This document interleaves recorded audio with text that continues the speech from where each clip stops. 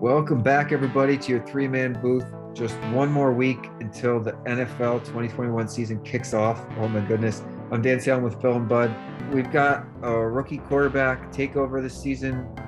Maybe it's like every other season there's a rookie quarterback takeover. It was definitely 3 years ago with Mayfield and Darnold and Allen and almost Rosen and Jackson. Rosen made the team today, by the way.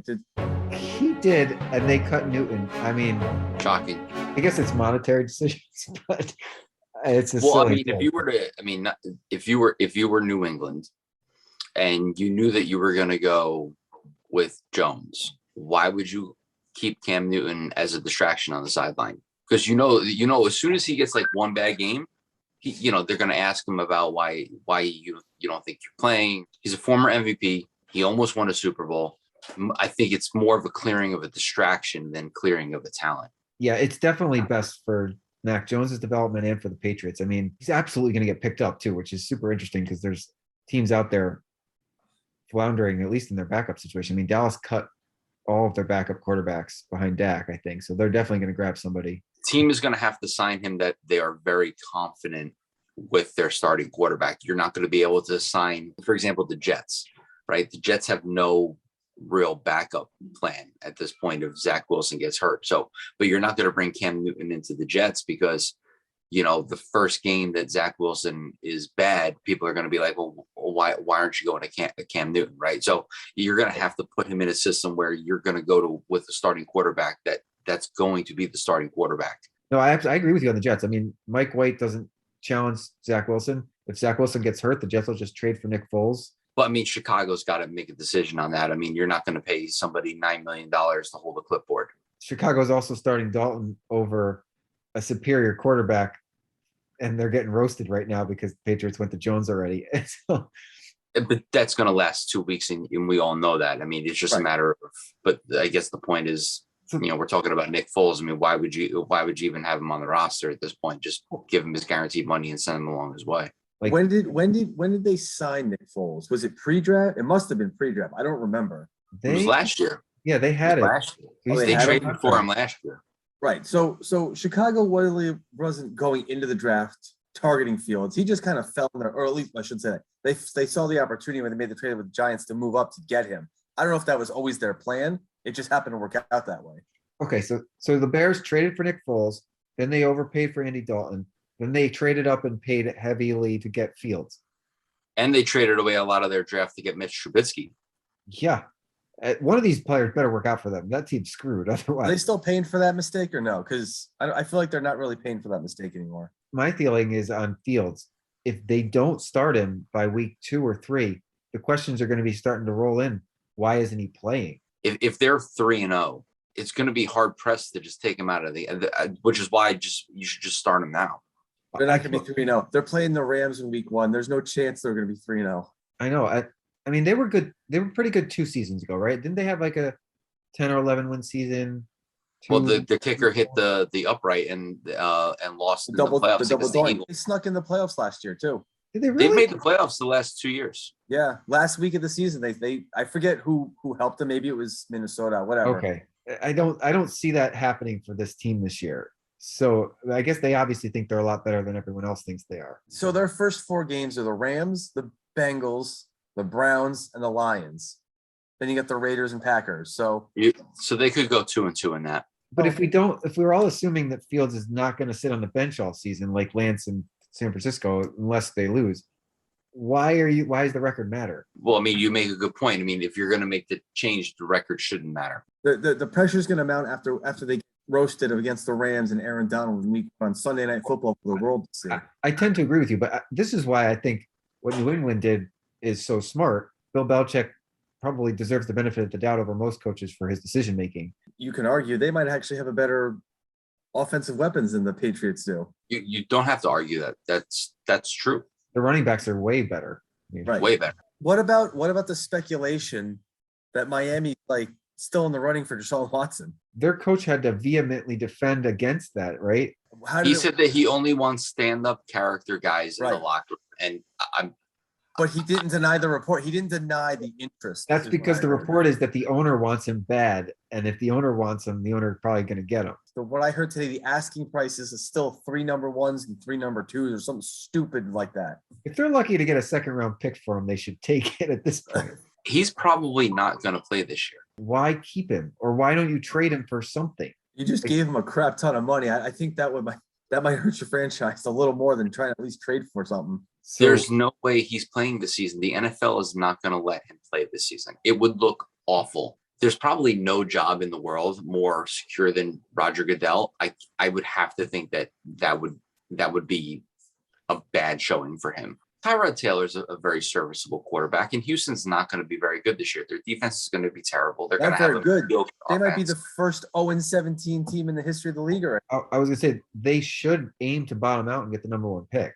I mean, what else do you got to play for? You both feel very strongly that Trey Lance will be on the bench all season for San Francisco, correct? I guarantee San Francisco is praying that's actually the case. I don't think they want him to see the field because that means that they're winning and they're playing well and Garoppolo's playing well. Yes. So my retort to this is, why did they draft him instead of drafting an A-list player to complement the team that they think can get them to the playoffs? Well, is this Jimmy's last year regardless? I No. don't know the situation. They signed him to like a 5-year contract. Listen, I totally agree with you, Dan. To me, Jimmy Garoppolo, when he's healthy and when the team has all their pieces together, the 49ers are a very good football team. I don't know why they would waste a pick when they could have gotten, a wide receiver to help him or, take a little bit of pressure off of Kittle by adding something. You know what I mean? Like their defense was still a top 5 defense last year with all of their players not playing. The only reason why they couldn't win is because they had Nick Mullins as their quarterback. I mean, they could have got Elijah Vera Tucker, who the Jets walked into as booster of their offensive line. It's just baffling because Mac Jones was the wild card, in my opinion, back at the draft, right? I wasn't sure that when he would play. Quarterback conversation. Why did the Eagles trade for Gardner Minshew? I think they have questions about Hurts. They're not going to be good this year. They're not. What happened to Joe Flacco? He played against the Jets on Friday. I think he's still there. So what? He's holding a clipboard now? Gardner Minshew can't just walk into the backup quarterback job without knowing anything of the system in Philadelphia right now. Well, why do you? Yesterday or 2 days ago. Then what do you acquire him for? I don't know. That's what I'm asking. Is there going to be a Gardner Minshew package in the offense here? I don't know. The jury's out on him. You put him in the right situation, and he could take a team to a playoffs pretty easy, just like Flacco did. Here's the thing with the Eagles. The Eagles is going to have a bad defense. They're going to be behind in a lot of games. Jalen Hurts is either going to be throwing the ball down the field or running because he can run. So he does have that kind of weapon in him. Joe Flacco's not scrambling, and I don't think Gardner Minshew is really doing any scrambling that much either. So I don't really see how Jalen Hurts loses the job, even if they have a really crappy record. The one quarterback we haven't really talked about is Trevor Lawrence. Nobody thinks the Jacksonville Jaguars are going to be much of anything. Can he play well? I mean, Burrows in Cincinnati played well last year until his injury, even though the team was coming in garbage. It's hard to say. He has not looked impressive in the preseason.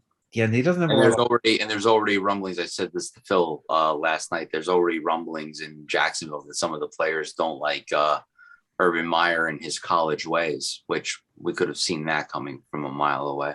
The owner of the Jaguars has been trying to get him for years. Yeah, and I guarantee you that he sells tickets simply because it's Florida and he's like Florida football. I thought I saw Trevor Lawrence lost 3 games like in his entire football career. He's going to lose that in the first 3 weeks of the season. I saw a great meme of Gettleman and Daniel Jones. You know the meme where Ben Affleck is leaning against the wall smoking a cigarette, and it's like another season with Gettleman and Daniel Jones, and it's just like your Giants fans are like, you don't hate it, but you're not enjoying yourself. You can call me a homer or too optimistic. I honestly think Joe Judge comes from the Bill Belichick. We don't say anything to anybody. We don't tip our hand.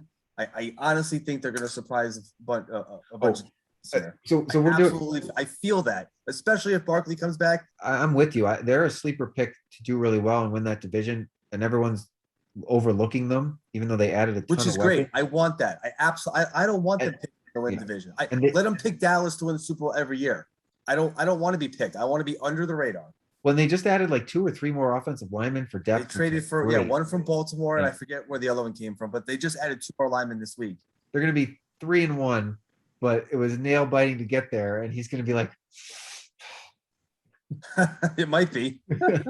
Listen, if you're going to give me 3-1 right now, I'll take it. So their first 4 games are Denver, which is, that's going to be a tough one. Then you got to play Washington on a short week, 4 days later, and then you got to play Atlanta. I'm not as high on Denver as a lot of people, mainly Their because defense is awesome, though.